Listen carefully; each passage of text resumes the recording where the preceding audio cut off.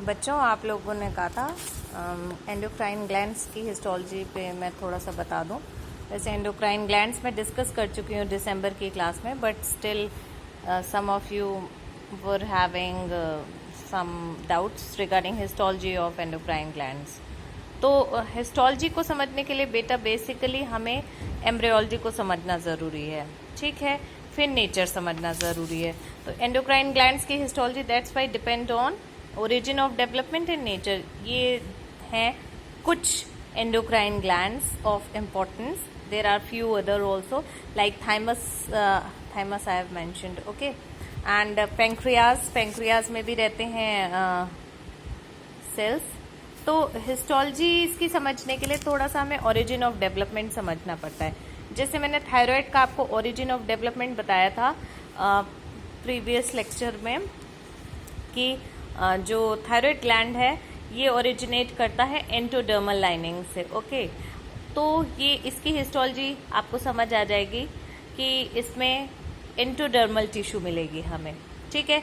ये सारे ग्लैंड्स, पहली चीज याद रख लीजिए, ग्लैंड्स का काम क्या है? सिक्रीशन, ठीक है। तो सिक्रीशन टाइप वाली सेल्स मिलेंगी, ओके। ग्लैंड्स क्या है?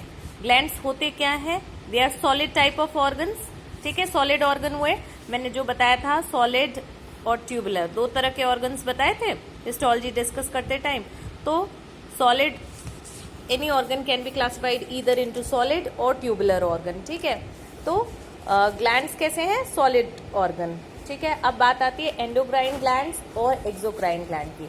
Endocrine glands means glands, those glands which do not have duct system, okay, they directly pour their secretion in blood, okay, ठीक है। तो फिर क्या होगा? इनमें डक्ट नहीं होगी, तो ये कहीं भी मौजूद हो सकते हैं एज अ सेपरेट एंटाइटी मौजूद हो सकते हैं, या फिर कुछ गुच्छे मौजूद हों, सेल्स के कुछ गुच्छे मौजूद हों और वो एक ही चीज को सिक्रीट कर रहे हों, वो भी ग्लैंड कहलाए एंडोक्राइन ग्लैंड। कुछ गुच्छे हैं सेल्स के, वो सिक्रीटरी प्रोडक्ट अपना डायरेक्टली ड्रेन कर रहे हैं ब्लड में, जैसे कि गाल्ट, माल्ट, गट एसोसिएटेड टिश्यू, ओके, ये सब होती हैं, ओके।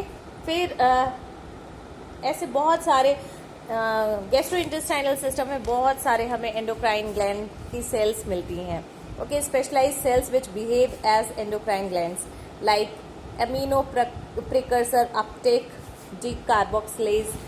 डिकार्बोक्सिलेशन यूनिट्स होती हैं, ठीक है। ये स्पेशलाइज्ड सेल्स हैं गैस्ट्रोइंटेस्टाइनल सिस्टम में जो सिक्रीट करती हैं chemicals directly into the blood, so they are also considered as endocrine glands.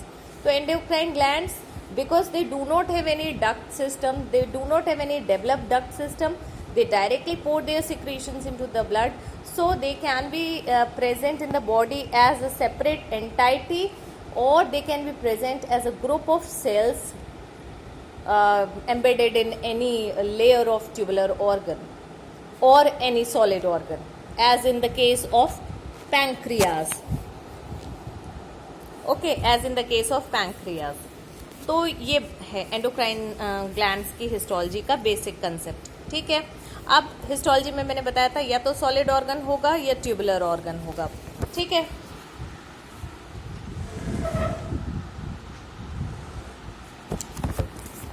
या तो सॉलिड ऑर्गन होगा या ट्यूबुलर होगा। तो ग्लैंड्स के केस में भी वही कंसेप्ट चलता है, मैंने अभी बताया। एंडोक्राइन ग्लैंड्स या तो सेपरेट एंटाइटी होंगे और अ ग्रुप ऑफ सेल्स होगी। अगर सेपरेट एंटाइटी है तो डेफिनेटली सॉलिड ऑर्गन की तरह बिहेव करेगा। सॉलिड ऑर्गन का बेसिक स्ट्रक्चर क्या होगा? एक कैप्सूल होगी जो प्रोटेक्ट करती है, जैसे ट्यूनिका सिरोसा प्रोटेक्ट करती है ट्यूबुलर ऑर्गन्स में, तो इसमें एक कैप्सूल होगी और फिर उसके अंदर कुछ सेल्स मौजूद होंगी, ठीक है। कुछ सेल्स ऐसी होंगी जो मेजर फंक्शनल सेल्स होंगी, जो उसका बेसिक फंक्शन है इस ऑर्गन का वो कर रही होंगी, तो वो सेल्स कहलाएंगी पेरेंकाइमेटस टिश्यू, पेरेंकाइमा। और दूसरी सेल्स जो होंगी जो इन पेरेंकाइमेटस सेल्स को न्यूट्रिशन दे रही होंगी, इनका डिटॉक्सिफिकेशन कर रही होंगी वो, और जो इनको हेल्प कर रही होंगी, इनको सपोर्ट दे रही होंगी, they are said as stromal cells और स्ट्रोमा, ठीक है। तो ये तो उन एंडोक्राइन ग्लैंड्स के लिए ये बेसिक सिस्टम है। जो एंडोक्राइन ग्लैंड सेपरेट एंटाइटी के ढंग से मौजूद हैं।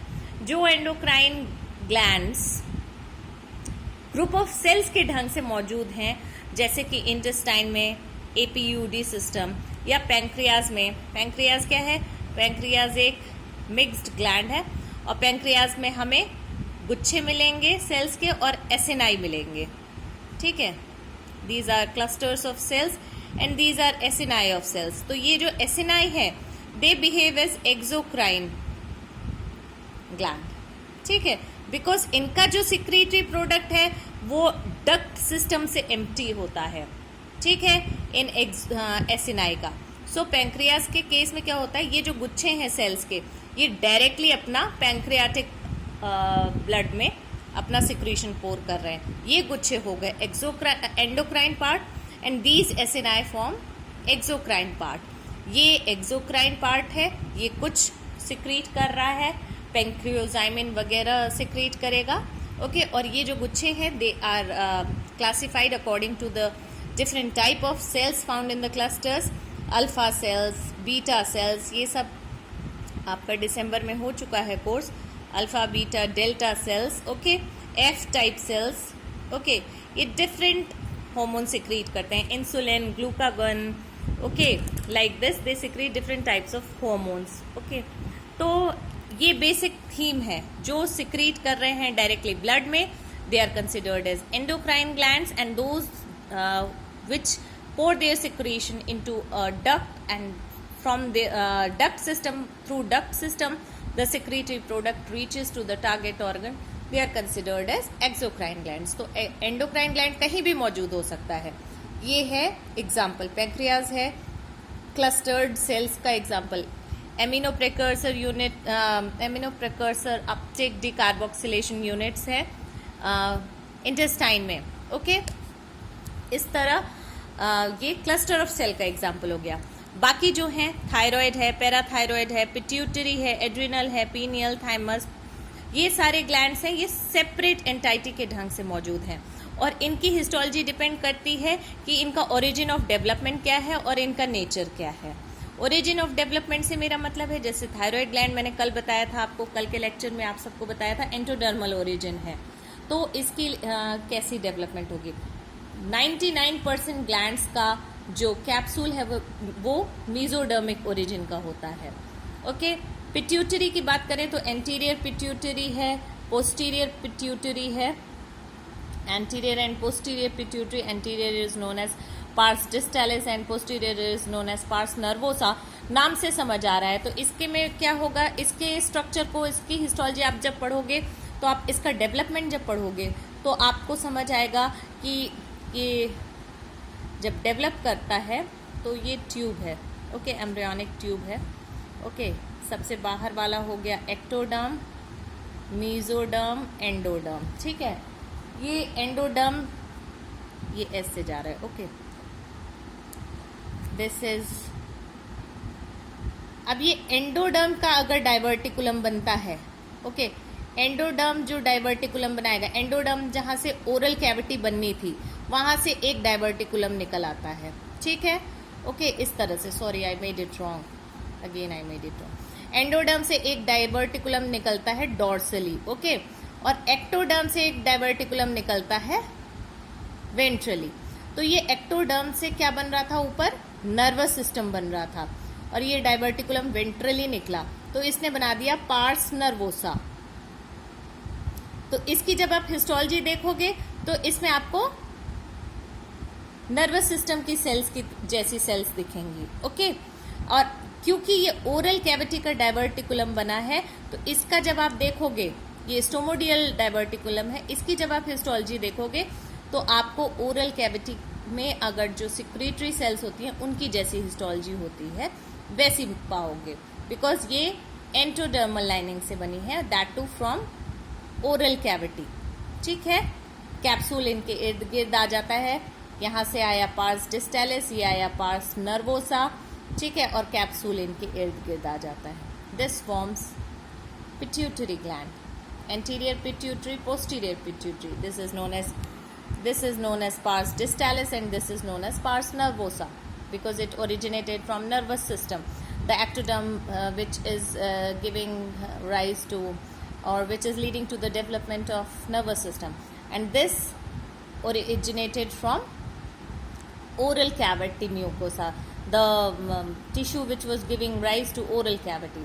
ठीक है, तो इसमें आप देखोगे क्यूबॉइडल सेल्स दिखेंगी आपको. ओके, वो भी डिफरेंट तरह की होती हैं. Every gland has a different histology.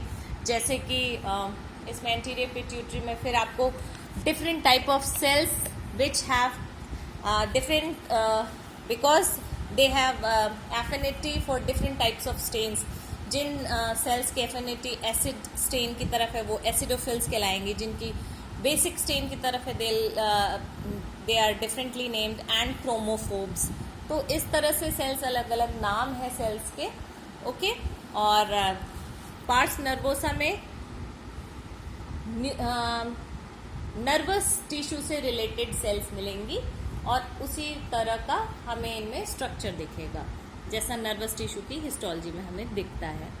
Pancreas का बता दिया. थाइमस में भी ऐसे ही होगा कि एक कैप्सूल होगा, फिर लोबिल होगा. इंडिस्टिंक्ट लोबिलाइजेशन होता है किसी स्पीशीज में. फिर वहाँ पे ग्रुप ऑफ सेल्स मिलेंगी फॉर्मिंग एसिनाई और एज सॉलिड पार्ट्स.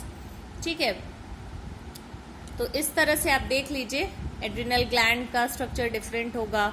ठीक है, ये किडनी के पास पाया जाता है तो वहाँ की एंडोडर्म से ओरिजिनेट कर रहा है. And mesoderm is also helping.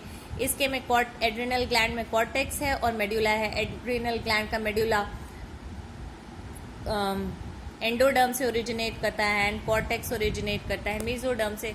तो इसलिए उसका हिस्टोलॉजी में दोनों का स्ट्रक्चर डिफरेंट हो जाता है. ठीक है, and if you have any queries you can ask me on this group और माय मेल आईडी. ओके, तो बेसिक स्कीम आपने मुझे कहा था समझाने की एंडोक्राइन ग्लैंड्स की हिस्टोलॉजी की. तो here I have explain the basic scheme of histology of endocrine glands. Duct system है नहीं. ठीक है, ओके, ठीक है. इसमें कोई डायग्राम ऐसा नहीं है जिसकी आपको स्क्रीनशॉट की ज़रूरत पड़े, but still okay. Okay, you can send me your queries on the mail ID, on my mail or here in this group. Okay, good night, take care beta.